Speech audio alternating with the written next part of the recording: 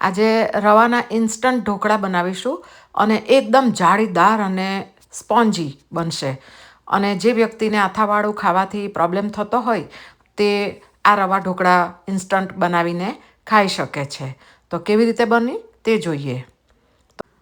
તો એના માટે 1 કપ રવો જે મોટો આવે છે એ લીધો છે અને 2 ટીસ્પૂન જેટલો ચણાનો લોટ અને અડધો કપ જેટલું ઘટ્ટ દહીં, સાધારણ ખટાશવાળું, અને બેઝિક મસાલા એટલે કે આદુ મરચાં, મીઠું અને 2 ચમચી જેટલું તેલ ઉમેર્યું છે કે જેથી ઢોકળા ખાતી વખતે ગળામાં કોરા નહીં લાગે.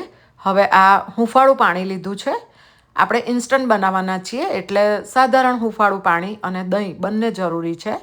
અને આ રીતનું મેં બેટર તૈયાર કર્યું છે અને એને ઢાંકીને અડધો કલાક રેસ્ટ આપીશું કે જેથી રવો સરસ પલળી જાય.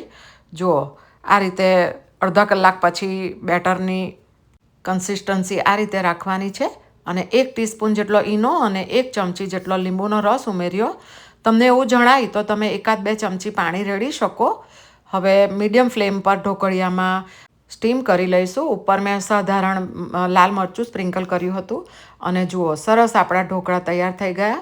ઉપરથી થોડો વઘાર કર્યો છે અને કોથમીરથી ગાર્નિશ કર્યા છે. અને કટ કરું ત્યારે તમે જુઓ કે કેટલા પોચા થયા છે. તો આશા છે તમને પણ આ રીત ગમશે અને તમારું ધ્યાન રાખજો અને આવજો.